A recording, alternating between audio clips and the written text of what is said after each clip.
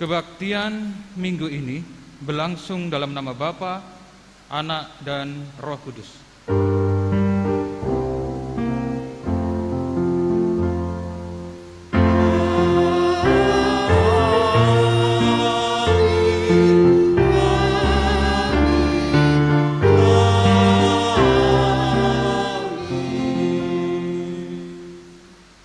Salam sejahtera dari Allah, Bapa kita, dan dari Tuhan Yesus Kristus, beserta saudara sekalian.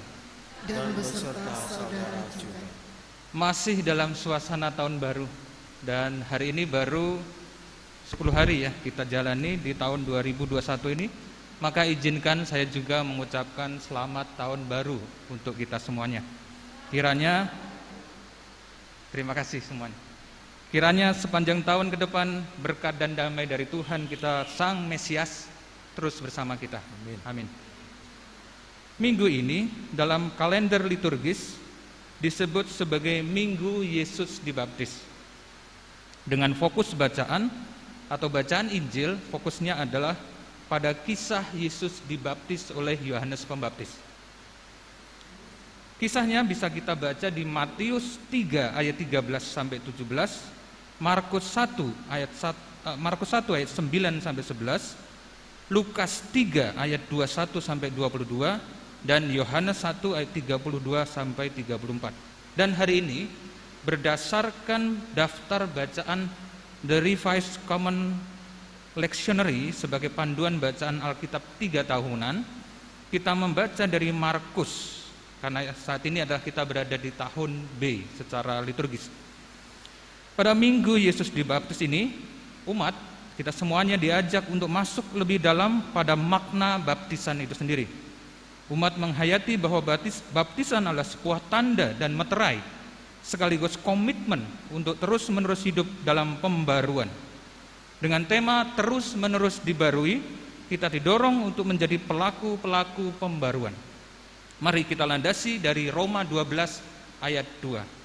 Janganlah kamu menjadi serupa dengan dunia ini, tetapi berubahlah oleh pembaruan budimu, sehingga kamu dapat membedakan manakah kehendak Allah, apa yang baik, yang berkenan kepada Allah, dan yang sempurna. Ya Bapa, Engkaulah Allah dan Tuhan kami, bahkan di dalam kasih Tuhan kami Yesus Kristus, kami terus-menerus ingin diperbarui oleh Tuhan. Kami juga ingin membawa segenap talenta kami mengikuti firman Tuhan, taat dan setia, walau dalam kehidupan kami sukar. Bahkan untuk hidup kudus pun kami juga seringkali jatuh. Tetapi kami memohon kepada Tuhan, kiranya kasih setia Bapa yang selalu setia dalam kehidupan kami melingkupi kehidupan kami. Bahkan melalui pembacaan firman dan perenungan kami pada hari ini, kami kembali boleh merasakan betapa Tuhan melawat hidup kami, dan kami boleh merasakan kasih setia Tuhan. Terima kasih Bapa, sertai hamba-Mu ini dan setiap kami yang mendengarkan dan mengikuti pembacaan firman maupun juga perenungannya. Kiranya juga kami semua boleh diperbarui dalam kehidupan kami, dan kami menjadi anak-anak yang setia kepada Tuhan. Terima kasih Bapa, kami menyerahkan seluruhnya di dalam kasih penyertaan Tuhan. Amin.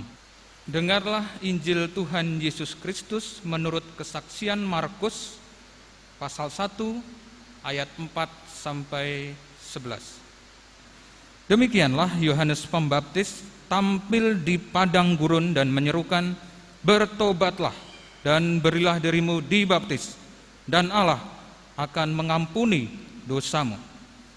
Lalu datanglah kepadanya orang-orang dari seluruh daerah Yudea dan semua penduduk Yerusalem. Dan sambil mengaku dosanya, mereka dibaptis di sungai Yordan. Yohanes memakai jubah bulu unta dan ikat pinggang kulit, dan makanannya belalang dan madu hutan. Inilah yang diberitakannya. Sesudah aku, akan datang Ia yang lebih berkuasa daripadaku. Membungkuk dan membuka tali kasutnya pun aku tidak layak.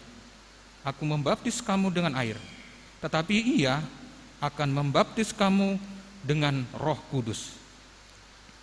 Pada waktu itu datanglah Yesus dari Nazaret di tanah Galilea, dan Ia dibaptis di sungai Yordan oleh Yohanes.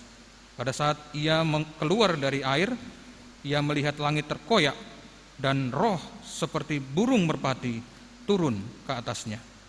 Lalu terdengarlah suara dari surga, "Engkaulah anakku yang kukasihi, kepadamulah aku berkenan." Demikianlah Injil Yesus Kristus. Berbahagialah setiap kita yang mendengarkan firman Allah dan yang memeliharanya. Haleluya.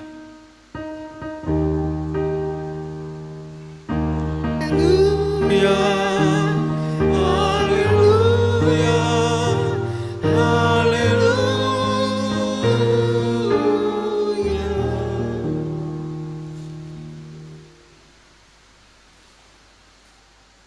Seperti saya sampaikan pada kata pembuka tadi, bahwa minggu ini adalah minggu Yesus dibaptis. Jadi tentu saja kita akan berbicara tentang baptisan, baik baptisan secara umum maupun secara khusus baptisan yang Yesus terima atau yang Yesus alami. Jika kita cermati di Alkitab kita, baik perjanjian lama maupun perjanjian baru, kisah tentang pembaptisan atau ritual pembaptisan sepertinya hanya ada di perjanjian baru. Kita bisa membacanya di kisah-kisah atau di pasal-pasal awal dari Injil Matius, Markus, Lukas, dan Yohanes, seperti tadi saya sampaikan juga. Dan juga tersebar di beberapa kisah di kisah para rasul ataupun juga disinggung di surat-surat kiriman. Ritual baptisan itu sendiri sepertinya tidak ada di perjanjian lama. Maksud saya adalah ritualnya, bukan simbologinya atau simbolismenya atau tipologinya, bukan seperti itu. Ritual baptisan di mana ada orang yang dibaptis, baik itu mau diselam maupun mau dipercik, itu sepertinya tidak ada. Tapi benarkah memang tidak ada? Kalau kita mencermati di Perjanjian Lama, memang hanya ada beberapa simbol tentang baptisan itu sendiri. Misalnya di kisah air bah Nuh, itu dianggap di Perjanjian Baru sebagai simbol baptisan. Kemudian juga di kisah pembebasan atau penyeberangan bangsa Israel di Laut Teberau, itu juga dianggap sebagai simbol baptisan di Perjanjian Baru. Tetapi ritualnya sendiri agak sulit untuk menemukannya. Maka kalau kita mencermati lebih dalam, memang ada beberapa ritual yang bisa dianggap sebagai cikal bakal atau asal mula dari ritual baptisan. Imamat pasal 15 itu menceritakan tentang atau mengisahkan bagaimana, bukan mengisahkan, tapi memberikan panduan ketika laki-laki atau perempuan mengalami kenajisan, baik kenajisan karena penyakit atau datang bulan untuk wanita setiap bulannya. Imamat pasal 15 ini kalau dibaca dari Alkitab kita terjemahan tahun 1974 memang tidak terlalu jelas, tapi kalau kita bandingkan dengan terjemahan bahasa Indonesia sehari-hari tahun 1985, memang dikatakan di sana lebih jelas, yaitu di situ ada karena penyakit ataupun juga karena haid atau datang bulan. Karena di terjemahan 1974 itu hanya disebut lelehan. Dan kemudian di situ juga digambarkan bagaimana orang-orang yang mengalami hal tersebut, mengalami kenajisan tersebut, harus melakukan penyucian atau pentahiran, yaitu dengan masuk dalam air atau dibersihkan di dalam air, membasuh dirinya di dalam air. Dan itu adalah cikal bakal dari ritual baptisan. Pada masa intertestamental atau masa 400 tahun dari mana perjanjian lama dengan perjanjian baru itu ada satu halaman kosong kalau kita perhatikan ya. Di Alkitab kita ada satu bagian yang kosong itu. Sebenarnya itu adalah masa yang terbentang selama 400 tahun.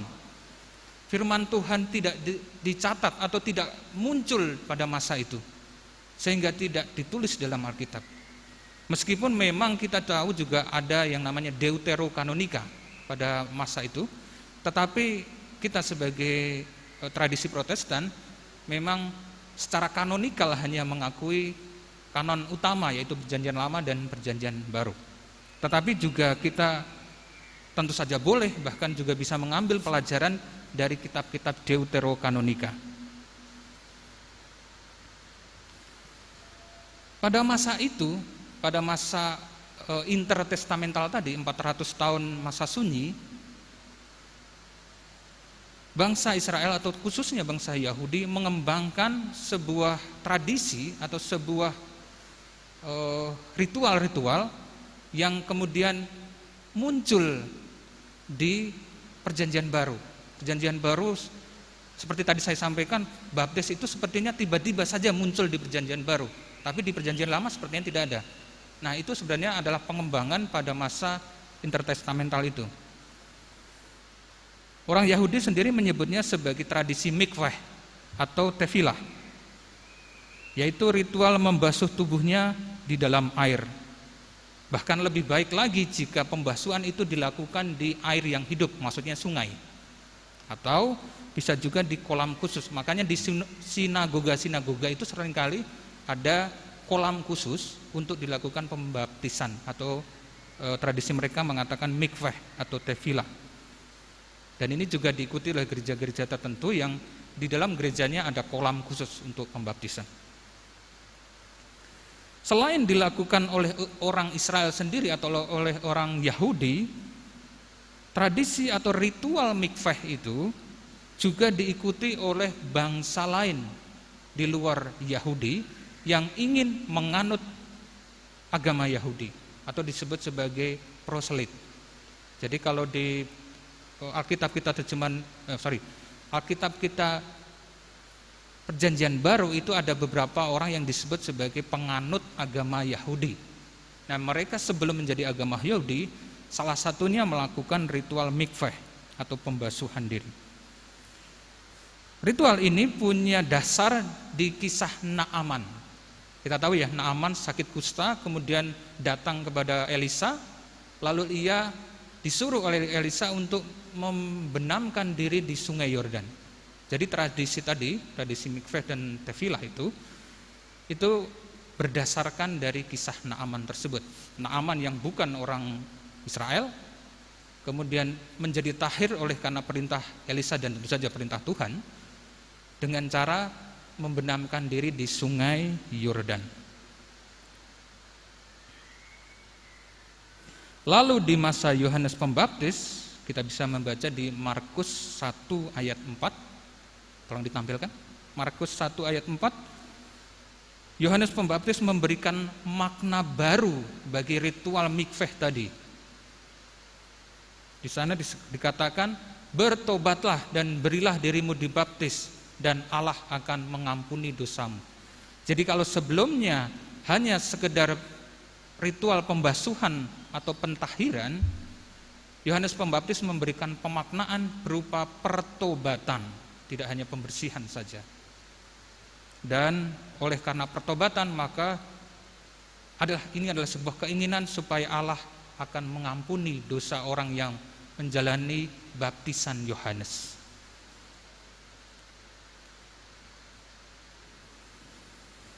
Di dalam kekristenan, kita juga memaknai beberapa hal mengenai baptisan ini.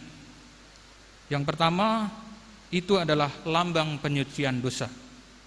Seperti juga di Markus 1 ayat 4 tadi mengenai pertobatan. Ayat yang lain yang bisa kita baca adalah Kisah 2 ayat 38.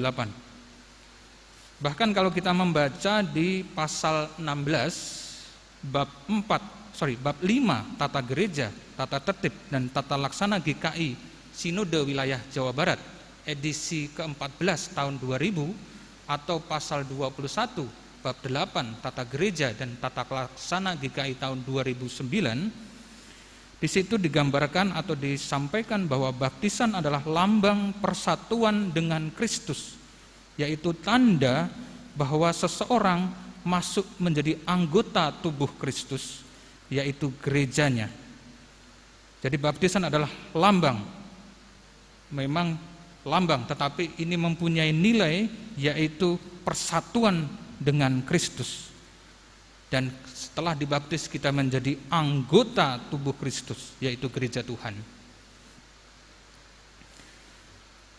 Masuk menjadi anggota tubuh Kristus tersebut adalah karena sadar mengaku diri di hadapan Tuhan dan jemaatnya, berkaitan dengan imannya kepada Yesus Kristus sebagai Tuhan dan Juru Selamat. Kita membaca dari Roma 6 ayat 3 sampai 6. Atau tidak tahukah kamu bahwa kita semua yang telah dibaptis dalam Kristus. Jadi ayat ini mengatakan bahwa kita yang dibaptis di dalam Kristus telah dibaptis dalam kematiannya. Dengan demikian kita juga atau kita telah dikuburkan bersama-sama dengan Dia oleh baptisan dalam kematian. Karena kita menerima baptisan di dalam Kristus, maka kita ikut mati bersama-sama Kristus di dalam kematiannya, supaya sama seperti Kristus telah dibangkitkan dari antara orang mati oleh kemuliaan Bapa. Jadi karena kita sudah mati, kita juga akan dibangkitkan, atau kita dibangkitkan sama seperti Kristus sudah dibangkitkan. Demikian juga kita akan hidup dalam hidup yang baru. Tidak hanya sekedar dibangkitkan terus mau ngapain gitu ya, tapi hidup dalam hidup yang baru. Sebab jika kita telah menjadi satu dengan apa yang sama dengan kematiannya, dalam baptisan kita menjadi satu dengan kematiannya, kita juga akan menjadi satu dengan apa yang sama dengan kebangkitannya. Kalau kita sudah dibaptis, masuk dalam kematian, kemudian dibangkitkan, maka kita mengalami hal tersebut. Karena kita tahu bahwa manusia lama kita telah turut disalibkan supaya tubuh dosa kita hilang kuasanya, agar jangan kita menghambakan diri lagi kepada dosa. Manusia lama kita sudah disalibkan, dikuburkan, kemudian muncul atau bangkit sebuah tubuh yang baru. Sehingga dosa, sejak jatuhnya manusia ke dalam dosa, natur kemanusiaan ini berubah. Yang dulunya diciptakan dengan baik, sangat baik, kemudian menjadi natur yang berdosa. Apapun yang timbul dari orang yang berdosa adalah dosa. Kucing akan melahirkan kucing. Kucing tidak akan pernah melahirkan harimau. Maka orang yang berdosa juga akan melahirkan atau memunculkan perbuatan dosa. Itulah yang dimatikan dan juga dibangkitkan di dalam kuasa Kristus. Menurut pegangan ajaran GKI Sinode Wilayah Jawa Barat tentang baptisan, lanjut Mas, ya. Terutama di angka 3 menyebutkan bahwa kedudukan baptisan itu sejajar bahkan lebih mendalam dengan sunat di Perjanjian Lama. Sunat sebagai tanda perjanjian anugerah Allah juga kita terima di dalam sunat oleh karena Kristus. Kolose 2 ayat 11. Dalam Dia kamu telah disunat bukan dengan sunat yang dilakukan oleh manusia, tetapi dengan sunat Kristus yang terdiri dari penanggalan akan tubuh yang berdosa. Jadi kalau dalam Perjanjian Lama ada tradisi, ada ritual penyunatan sebagai tanda bahwa ia masuk dalam persekutuan dengan Tuhan atau persekutuan bangsa Israel, maka di Perjanjian Baru ini kita juga mengenal baptisan. Maka daripada itu, gereja memelihara baptisan sebagai tanda dan meterai suci yang diterapkan oleh Tuhan Karena itu juga diberikan kepada anak-anak dan menjadi tanggung jawab orang tua untuk membimbing mereka di dalam iman Kristen dan membaptiskan anak-anaknya, bahkan ketika sudah saatnya mengaku percaya dalam peneguhan sidi. Sekarang sedang ada pendaftaran untuk anak-anak remaja mengikuti katekisasi, dan selanjutnya akan melakukan peneguhan sidi. Jadi bagi orang tua yang mempunyai anak-anak remaja yang belum sidi, kita mendorong supaya mereka juga mengikuti katekisasi, supaya mereka memahami imannya. Dan selanjutnya mereka akan mengaku percayanya dengan sadar. Jadi makna baptisan Kristen adalah tanda atau meterai yang terlihat, yang menyatakan bahwa seseorang adalah anggota jemaat Tuhan karena pengakuan percayanya.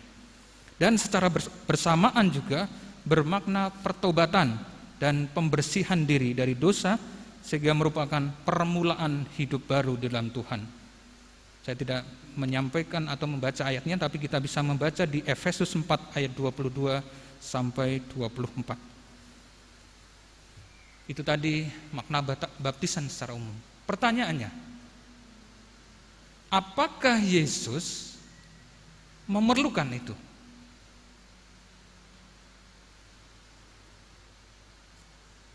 Yesus adalah Allah sejati. Apakah dia memerlukan baptisan? Tafsiran umum terhadap peristiwa baptisan Yesus adalah kerendahan hati Yesus dan solidaritas Yesus kepada manusia. Ia yang berada di tempat tinggi mau berada di tempat yang rendah supaya sama dengan manusia dan bisa menyelamatkan manusia. Tanpa bermaksud menafikan tafsiran tadi, saya ingin mengajak kita melihat tafsiran yang lain. Tafsiran tadi sudah tepat, dan saya akan mengajak kita untuk melengkapi tafsiran tadi dengan tafsiran yang sedikit berbeda. Pertanyaan tadi, apakah Yesus perlu dibaptis atau tidak, itu juga disadari oleh Yohanes Pembaptis. Maka di Markus 1 ayat 7-8 dinyatakan bahwa sesudah aku, maksudnya Yohanes Pembaptis, akan datang ia di sini adalah menuju kepada Yesus, anak Allah, Sang Firman itu sendiri, lebih berkuasa daripadaku, membungkuk dan membuka tali kasutnya pun aku tidak layak. Jadi Yohanes Pembaptis menyadari bahwa Yesus itu lebih berkuasa daripada dirinya. Membungkuk, membuka tali kasutnya saja ia tidak layak. Jika Yohanes Pembaptis membaptis kamu dengan air, tetapi ia akan membaptis kamu dengan Roh Kudus. Itu yang disampaikan oleh Yohanes Pembaptis. Kita bisa membandingkan di Matius 3 ayat 14.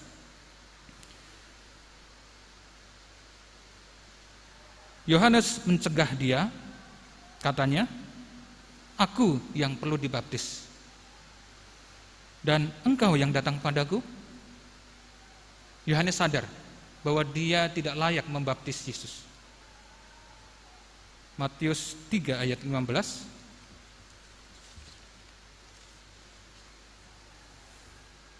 Tetapi Yesus menjawab, katanya, biarlah hal itu terjadi, karena demikianlah sepatutnya kita menggenapkan seluruh kehendak Allah. Dan Yohanes pun menurutinya. Baptisan Yesus oleh Yohanes tersebut dikatakan sepatutnya atau sudah tepat, sudah sesuai dengan kehendak Allah. Kehendak Allah yang mana sebenarnya? Yang sesuai dengan peristiwa ini. Untuk bisa melihat ini, kita perlu melihat kesejajaran dari bacaan kita dengan apa yang terjadi atau ditulis di Perjanjian Lama, yang dapat dianggap sebagai penggenapan dari peristiwa Yesus dibaptis.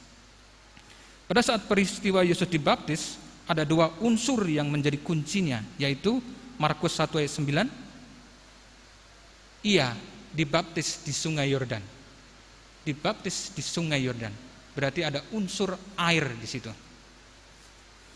Markus 1 ayat 10 sampai 11. Pada saat ia keluar dari air, ia melihat langit terkoyak dan roh seperti burung merpati turun ke atasnya.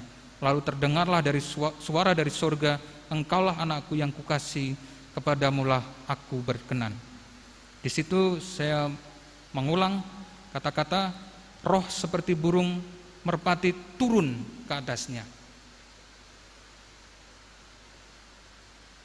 Kita bandingkan dengan Keluaran 40 ayat 12 sampai 13.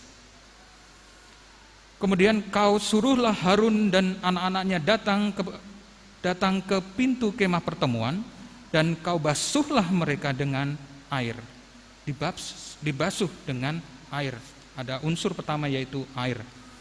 Kau kenakanlah pakaian yang kudus kepada Harun. Kau urapi dan kau kuduskanlah dia supaya ia memegang jabatan imam bagiku.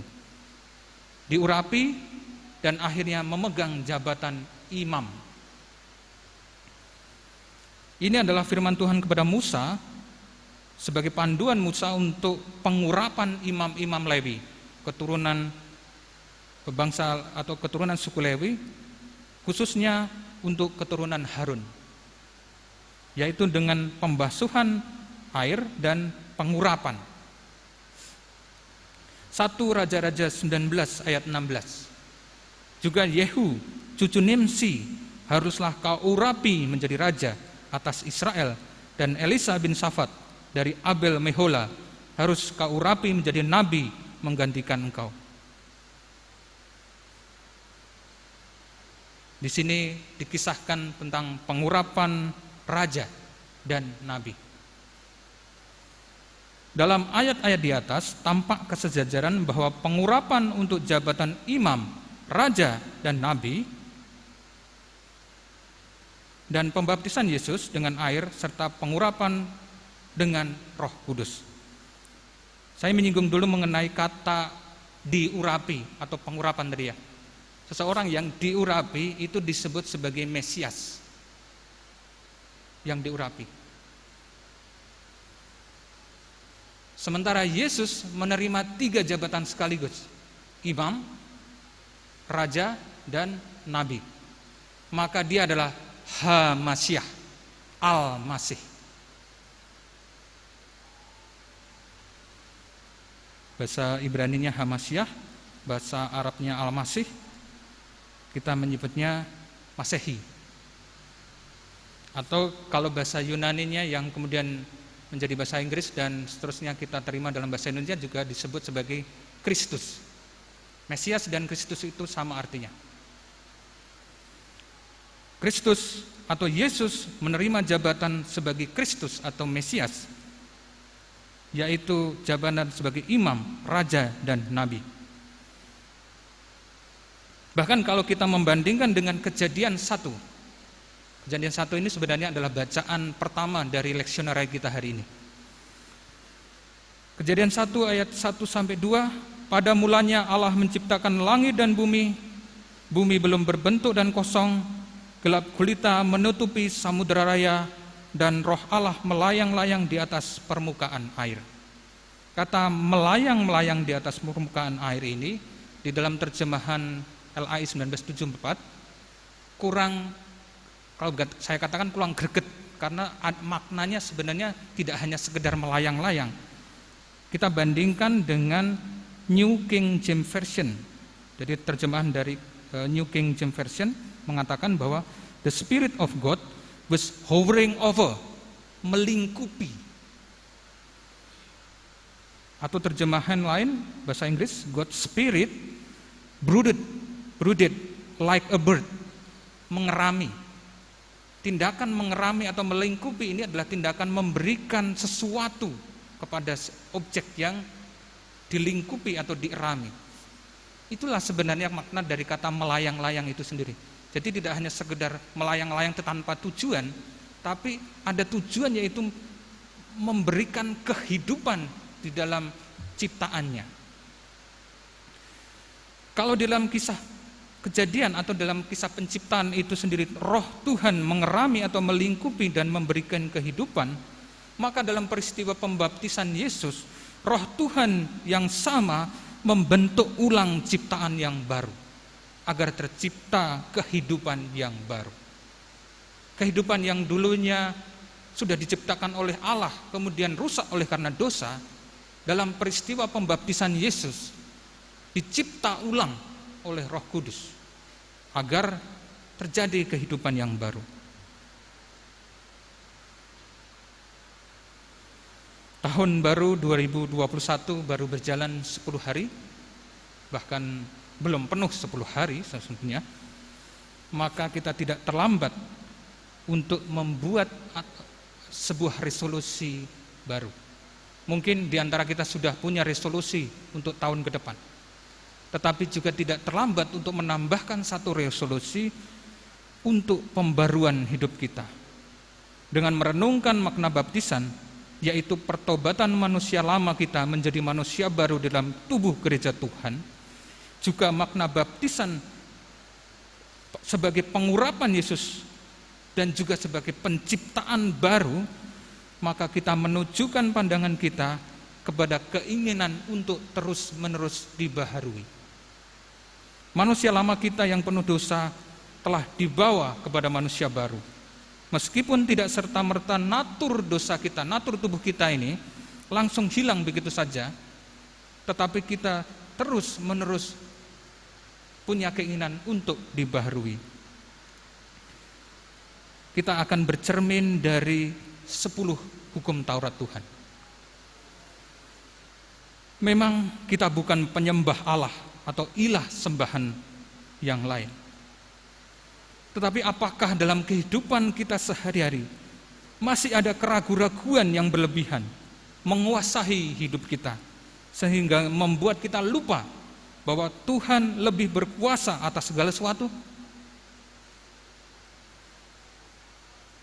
Kita memang tidak mempunyai patung untuk disembah, tetapi harta, pekerjaan, istri, suami, anak-anak, hobi lebih sering kita dahulukan dibandingkan Tuhan. Setiap minggu mungkin kita beribadah kepada Tuhan, baik itu secara onsite maupun online.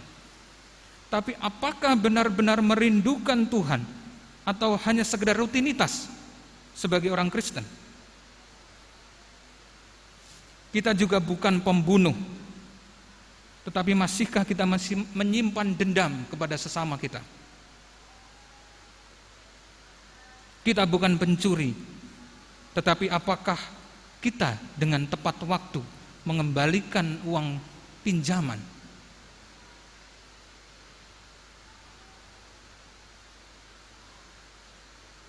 Dan kalau kita bercermin dari 10 hukum Taurat itu, betapa kita berdosa, betapa banyak dosa kita. Padahal di Roma 6 ayat 23, upah dosa ialah maut. Di situ tidak dikatakan upah dosa-dosa, tapi upah dosa single atau bentuk tunggal. Satu saja dosa membawa kita kepada maut. Maka hanya karena karunia Allah yang adalah hidup yang kekal dalam Kristus Yesus Tuhan kita. Dan kita mengingat Roma 12 ayat 2. Janganlah kamu menjadi serupa dengan dunia ini, tetapi berubahlah oleh pembaharuan budimu, sehingga kamu dapat membedakan manakah kehendak Allah, apa yang baik, yang berkenan kepada Allah, dan yang sempurna. Amin.